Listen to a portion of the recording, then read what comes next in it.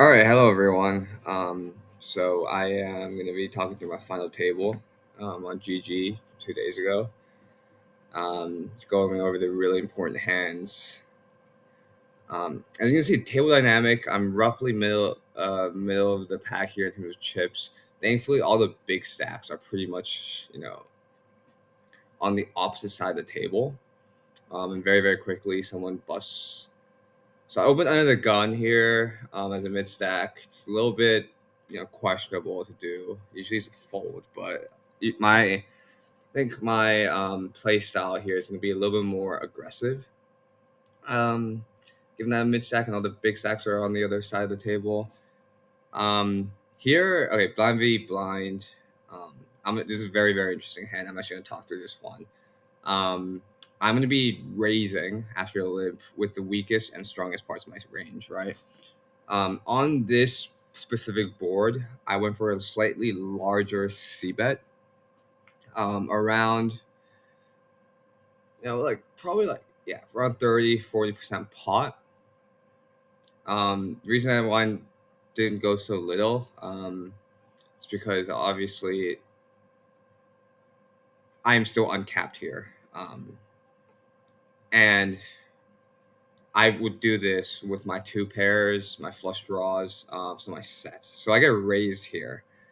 Um, and actually, obviously initially lean on fold. But I think a few things kind of went through my head here.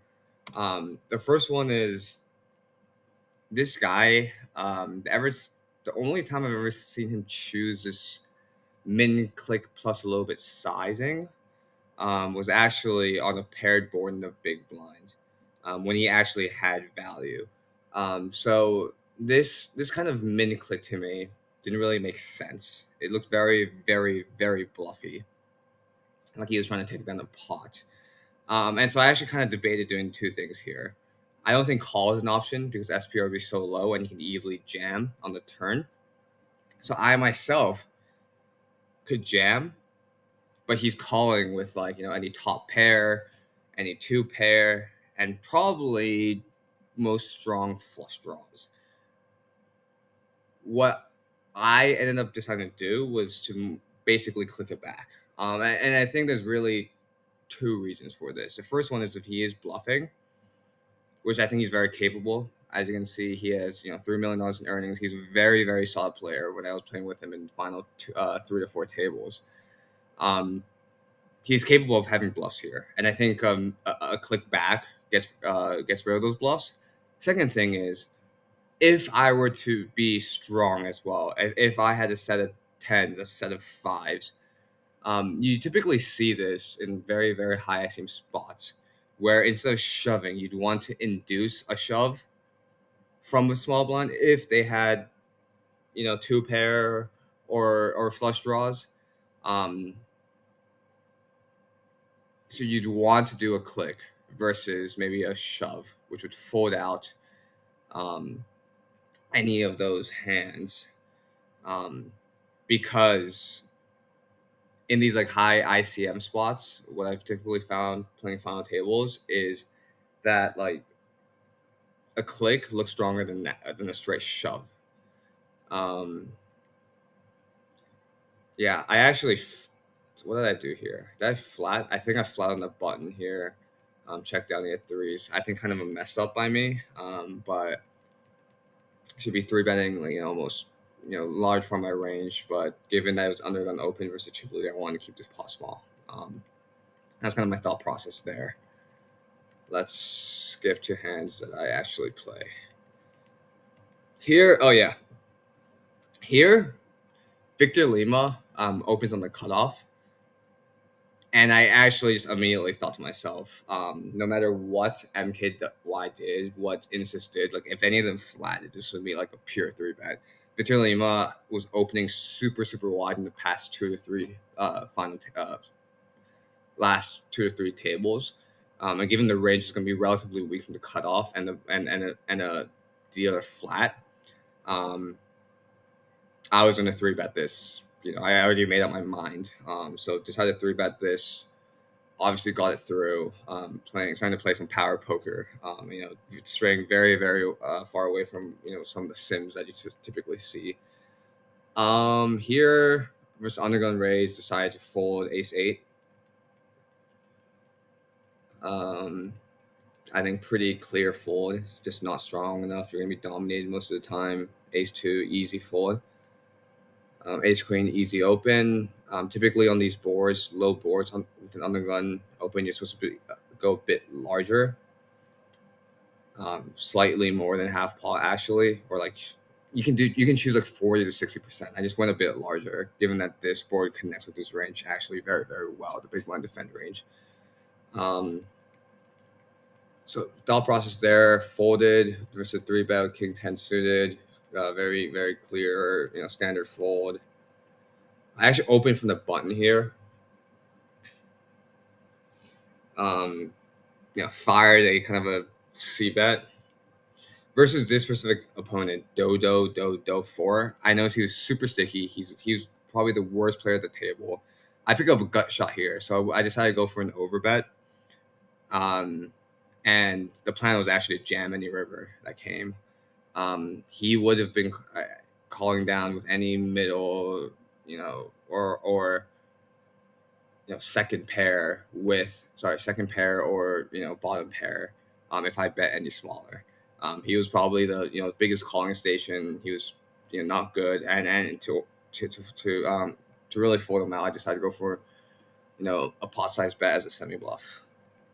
Here versus a three bets, easy fold with ace jack. Just dominated a lot. Even when you're like flipping quite a bit as well. What else are some pretty notable hands? So as you can see, I'm picking up some pots. And really not really getting good hands, maybe other than the ace queen, but like trying to play and steal blinds, right? That is kind of my philosophy at final tables when big stacks are typically on the other side of the table. Here versus button open, I decided to go for a three bet given that Dodo was in the big blind. He's not going to be making any moves. He plays very very straightforward, and he's a very very weak player. So I decided to go for standard three bet. Got it through, very lucky. So yeah, just wanted to attack that button opening range. That's going to be a little bit weaker than a small blind three bet range. Ace queen. Yep, I decided to three bet here versus Victor Lima's open. And actually, what he does surprised me. He jammed on me, and I think versus a four bet jam with such a small three bet sign, like I went very very small in position, which you're actually supposed to do in high ICM situations. I think there's a clear fold. It's typically going to be ace king, ace, like he's never jamming with ace jack there. He could be jamming with ace queen, but he either has ace king or kings or like anything like tens plus, right? Maybe even nines plus, which I'd be flipping against. So I think with ICM that is a very very clear fold. Ace two, I just had to flat here, given that MKY flatted. So I felt like I had the pot odds to continue. When it checked around to me with a weak top pair, decided to bet, and then check down if anyone called. But thankfully got through. So I can see I'm actually like close. I am actually chip leading now at this point. Just playing pretty aggressively and making laydowns when I felt like there was laydowns being made. And trying to steal blind slash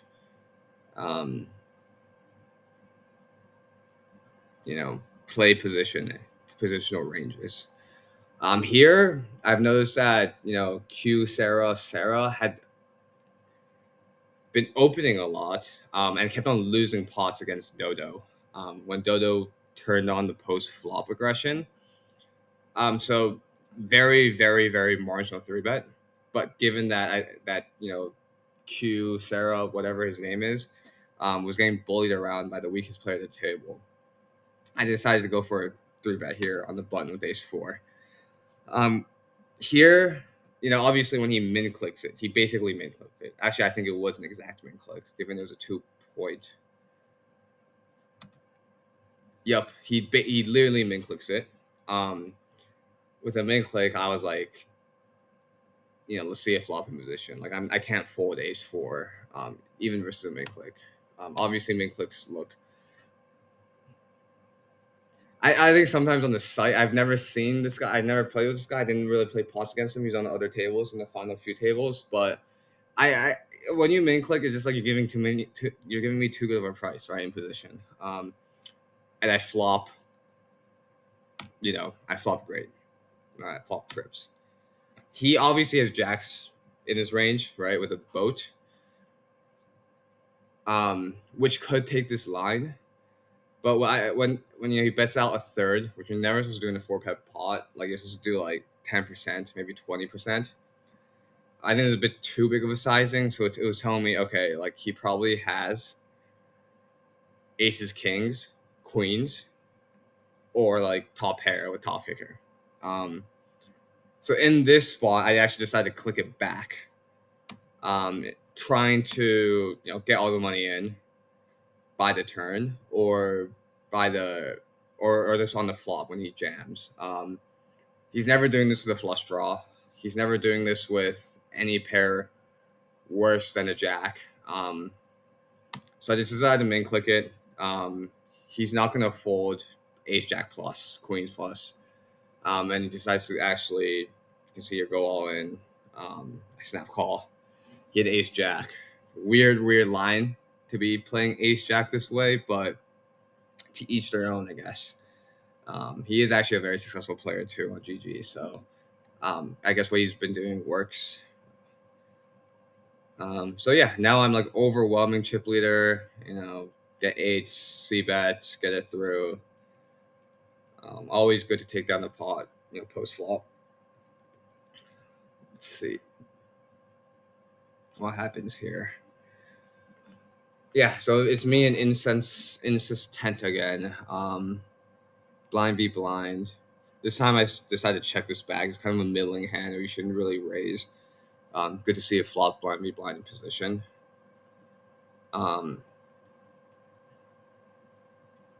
Yeah, and I think he just had 3s here, if I remember. Yep.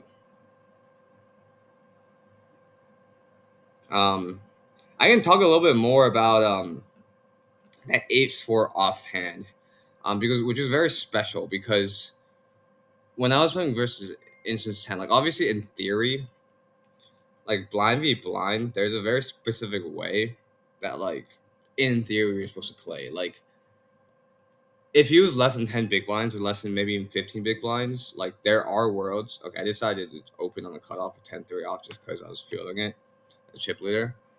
But 11, 15 big blinds, he's supposed to be limping some of his strongest hands too.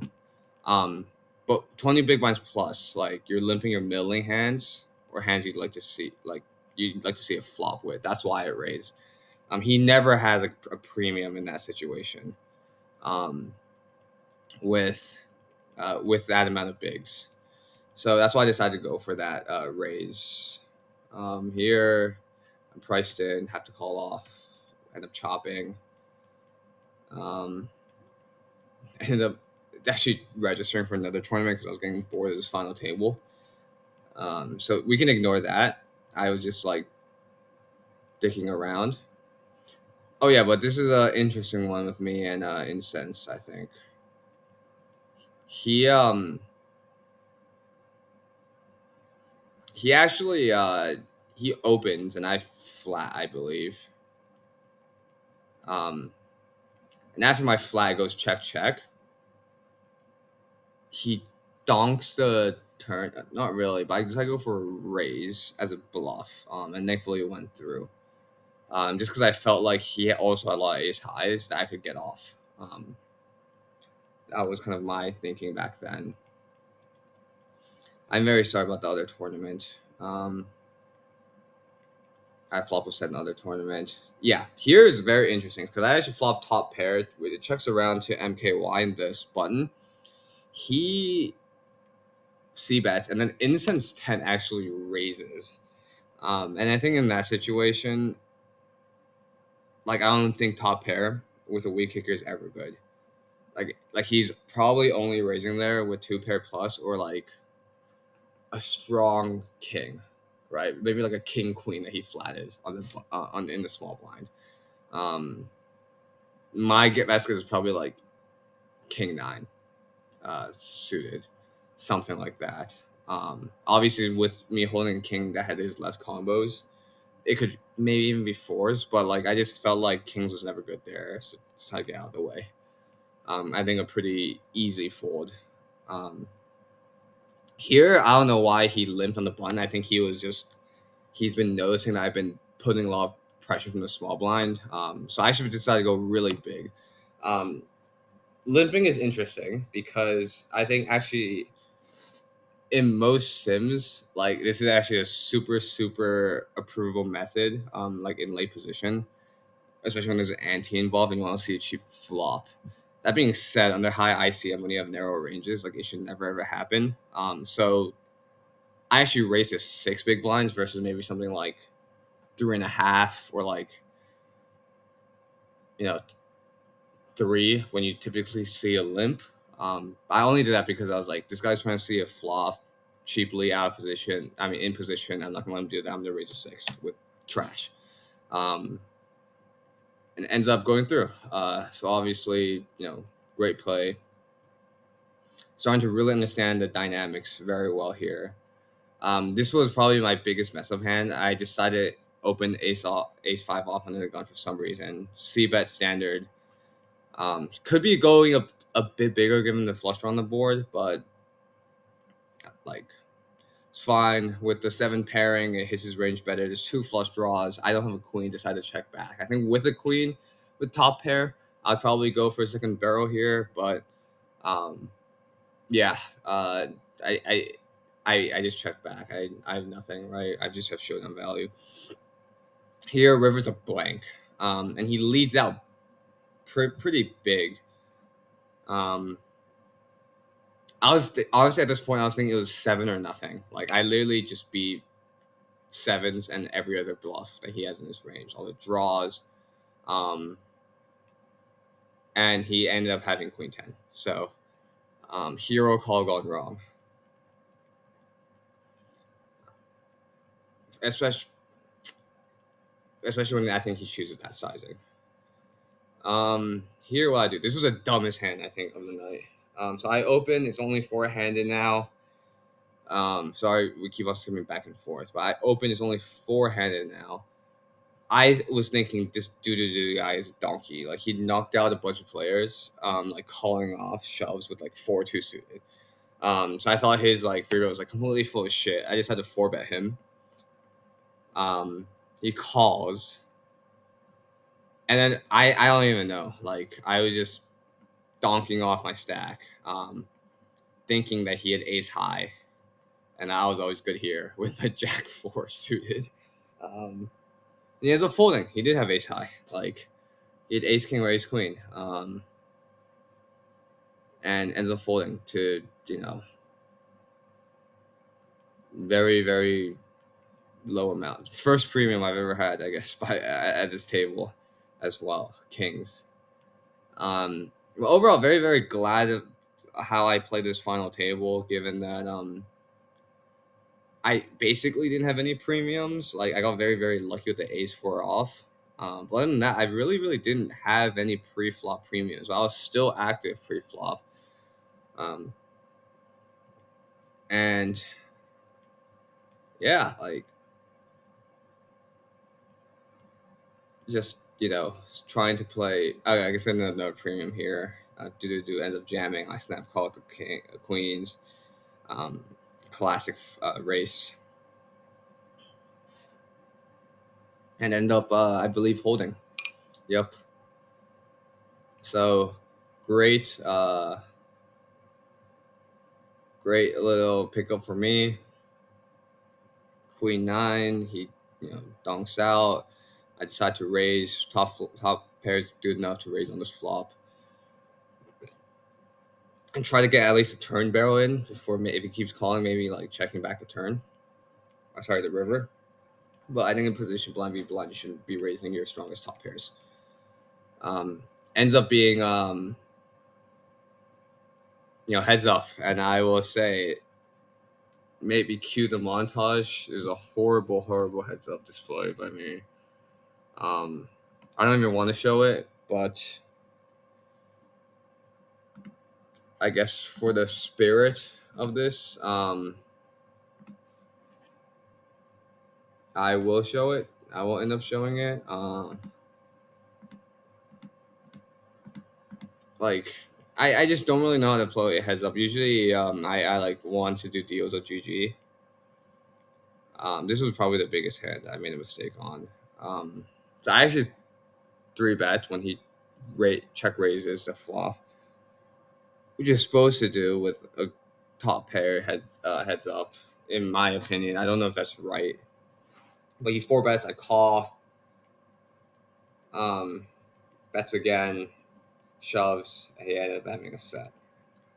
I this was a massive mistake. I think I should just called. Like I don't know why I shoved here. I was just donking off chips, I guess. Oh yeah, he had two big ones left. Okay, never mind.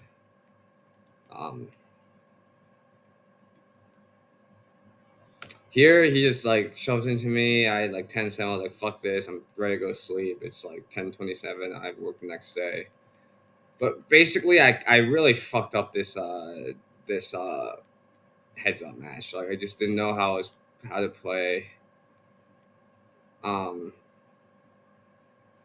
Sneaky check back by me after he rivers a straight.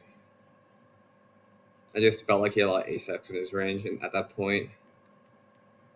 But yeah, I was just trying to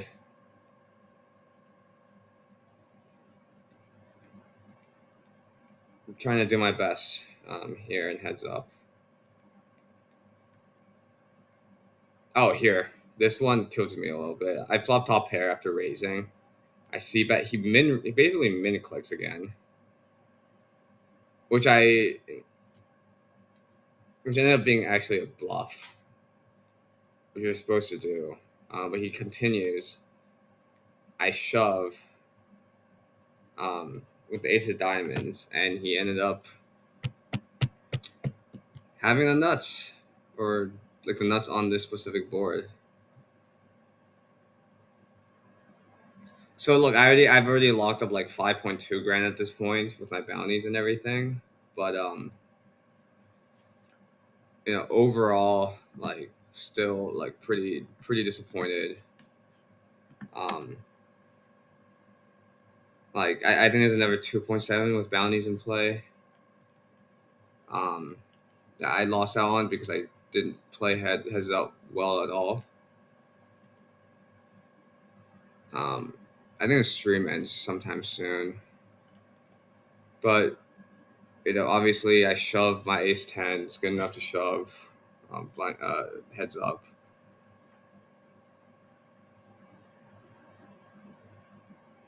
And just try to get it in.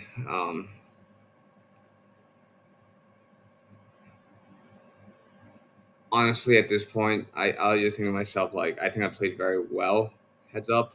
Not heads up, at this final table in general. Like, I basically had no premiums. I luck blocks one time. But other than that, was playing incredibly, in my opinion, solid fundamental poker. Not fundamental. I apologize. I was getting late. I was playing solid poker in general. Straying from and deviating from like what the sim would say. But also, trying to play very exploitatively versus ranges that I thought were weak. And people that I thought were weak, like do. So, coming in as a middling stack and then, coming out as, number two versus somebody that has, $3 million in earnings because I not as strong heads up. But, either way, pretty proud of myself. This is typically how I do final tables if I'm a milling stack, like turn the aggression up. pre-flop at least. And then try to just try to play my game from there. It's very long, very very long session. I played the entire day. Took the day off from work actually. And just spent the entire day playing poker. And once this 108 um, came up, it was probably like my 15th or 16th hour playing poker. So yeah, just wanted to do like a kind of a breakdown. Yeah, thanks. Bye bye.